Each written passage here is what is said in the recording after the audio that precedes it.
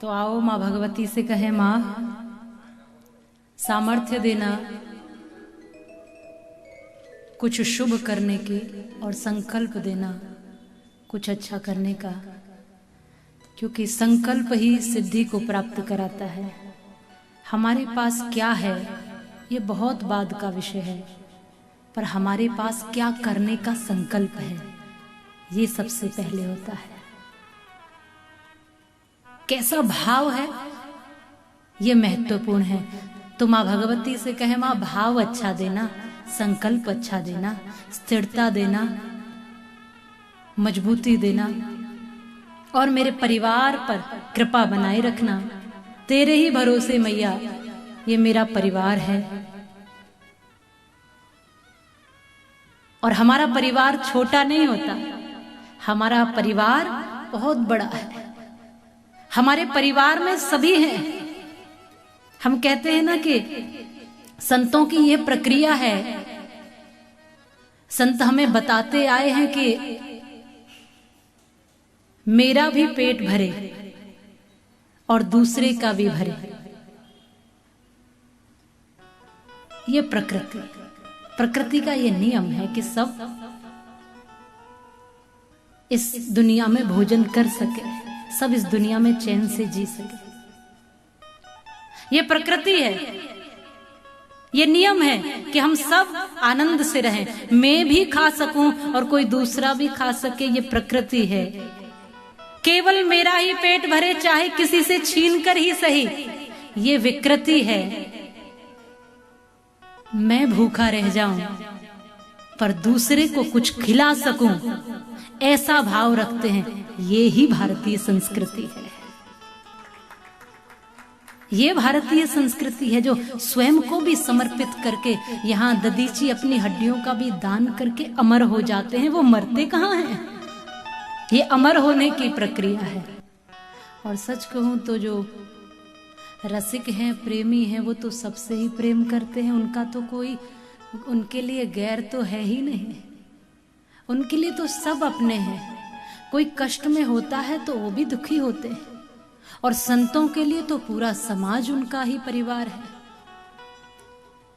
संतों के लिए तो सब कुछ, अपना जीवन तक वो समर्पित समाज के लिए करते हैं। ये जो आज हमको और आप सबको ये जो ज्ञान प्राप्त हुआ है, ये शास्त्रों के माध्यम से, ये पुराणों के माध्यम से, ये धर्म की जो चर्चा है, भक्ति की जो चर्चा है, वो अलग अलग ढंग से जो हम और आप सबको प्राप्त हुए है, ये कोई आसान काम नहीं था। ये जो परमात्मा का ईश्वरीय ज्ञान, और उसको यहां तक हम और आप सब तक पहुंचाने के लिए कितने ऋषियों ने अपना जीवन दिया है।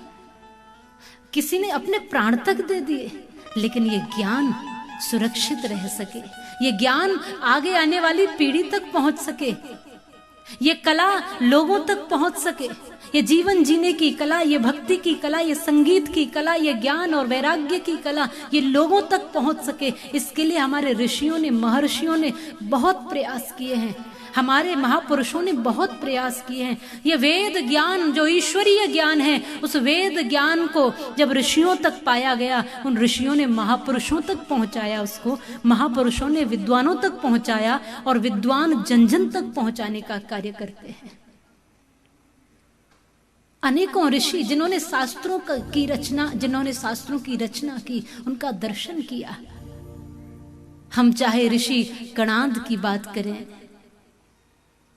तो वो एक एक कण को, जो खेतों में कण गिर जाते हैं, किसान जब फसल काट लेता है उसके बाद कुछ, जिनको हम कहते हैं कि सिल, हमारे उत्तर प्रदेश में तो उसको सिल ही कहते हैं, वो बाल जो होती हैं गेहूं की या किसी की भी, वो गिर जाती हैं, फिर उनको भी वो उठवा लेता है। और उसके बाद भी खेत में कुछ न कुछ एक दो कण कहीं कहीं कहीं कहीं बचते हैं। उन कणों को बीन करके अपना जीवन यापन करते थे, इसलिए उनका नाम कणाद हो गया। जिन्होंने हमें ये अटूट, ये अपार, ये ऐसा ज्ञान अमृत दिया, ये आज हम सबको आसानी से प्राप्त हो रहा है, लेकिन उन्होंने तो अपना जीवन तक दे दिया। पाणिनि अपनी रचना करते गए, कुछ बांटते गए, कुछ लिखते चले गए। बाघ ने उनका भक्षण कर लिया, लेकिन उनकी कलम बंद नहीं हुई। कुछ और दे दूं, कुछ और बांट दूं, कुछ और दे जाऊं इस समाज के लिए, जब ये भावना होती है, वही व्यक्ति इस जीवन से मरने के बाद भी अमर होकर के जाता है।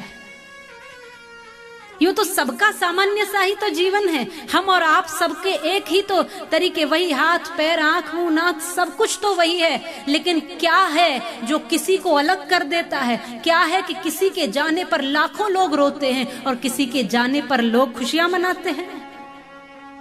कुछ तो अलग होगा।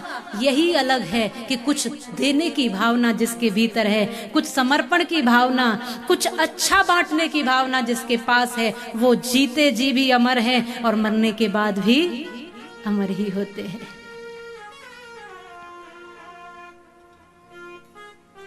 ये कथा कहती है, जब सब जलमग्न था, सब कुछ जलामय था, भगवान विष्णु के कर्ण से जो मैल निकला, मधु और कैटव के रूप में वो परिणित हो गया, वो राक्षस बन गए।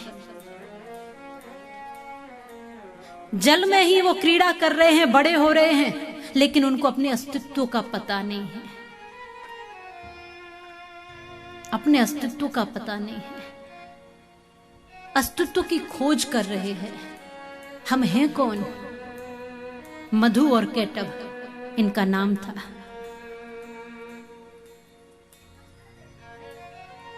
इन्होंने भी अमर होने का वरदान मांगा था, लेकिन क्या केवल वरदान प्राप्त कर लेने से कोई अमर हो जाता है? मृत्यु पर विजय प्राप्त कैसे की जा सकती है? जो सबके दिलों में बैठ जाता है, वो मरने के बाद भी जिंदा रहता है। जो सबके भीतर बैठ जाता है। विवेकानंद तो आज भी है ना? कहां है वो?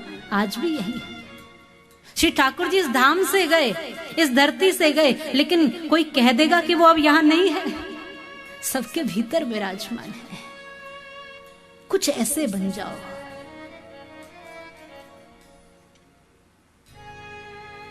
मधु कैटव राक्षस है, पर बोध नहीं है कि हम हैं कौन। सच कहूं तो बहुतों को बोध नहीं होता कि हम कौन हैं। बड़ी लंबी उम्र जीने के बाद भी बहुत लोगों को बोध नहीं होता कि हम कौन हैं और क्यों जी रहे हैं। बस जिए जा रहे हैं, जिए जा रहे हैं, पता कुछ नहीं क्यों जिए जा रहे हैं। बस चले जा रहे हैं, चले जा रहे हैं, पता कुछ नहीं हम कहां जा रहे हैं। ये मां भगवती की कथा ही बोध देने वाली है कि बोध करो। हर वर्ष गिनते हैं कि अब हम 20 के हो गए, 30 के हो गए, इतने के हो गए, उतने के हो गए, और हो भी गए तो क्या कर लिया इतने वर्ष। पल वही सार्थक है जिस पल में हमने कुछ अच्छा कार्य कर लिया हो। ये कथा है बोध देने वाली मां भगवती की कथा, ज्ञान देने वाली मां सरस्वती की कथा, संपत्ति देने वाली, वैभव देने वाली मां लक्ष्मी की कथा, सबका पालन करने वाली मां वैभवी की कथा है ये। सबकी रचना करने वाली ये ब्रह्माणी की कथा है, और सबको अपने में समेट लेने वाली मां रुद्राणी की कथा है ये। और पल पल में हमें बता रही है, समझा रही है कि जागो और जानो कि तुम कौन हो। मधु कैटव को नहीं पता है कि उनकी उत्पत्ति कहां से हुई है, उनका अस्तित्व क्या है, वो यहां क्यों विचर रहे हैं। जलमग्न सब कुछ है। और ये कथा हमें यही कहना चाह रही है कि हम भी कुछ ऐसे ही भ्रमित से हैं, हम भी कुछ ऐसे ही भूले भटके से हैं, हम भी कुछ ऐसे ही हैं कि पता नहीं है। बहुत से सवाल मन में हैं लोगों के, और एक पड़ाव जीवन में आता है सबके, किसी के बचपन में, किसी के जवानी में, किसी के बुढ़ापे में, जब उसको ये बोध होता है कि मैं कौन हूं, इस प्रश्न का समाधान मुझे चाहिए। मैं क्या कर रहा हूं, मैं क्या करने वाला हूं, मैं क्या कर सकता हूं और मुझे क्या करना चाहिए। ये कभी न कभी प्रश्न मन में आते हैं, सबके आते हैं। मुझे पालन करने वाला, मेरी रचना करने वाला आखिर है कौन? मैं इस शरीर से पहले था कहां और इसके बाद कहां चला जाऊंगा? कभी न कभी ये विचार आते हैं कि नहीं आते? ये जितने भी लोग मेरे सामने दिखाई दे रहे हैं, ये कभी मुझे दिखाई नहीं देते थे और कभी ऐसा भी समय होगा कि जब ये मुझे दिखाई नहीं देंगे। कभी न कभी ये विचार आते हैं। सब कुछ भाग दौड़ भरी जिंदगी में भी कभी क्षणिक भर बैठोगे तो ये चिंतन जरूर आएगा कि मैं क्या कर रहा हूं। कभी न कभी चिंतन आएगा।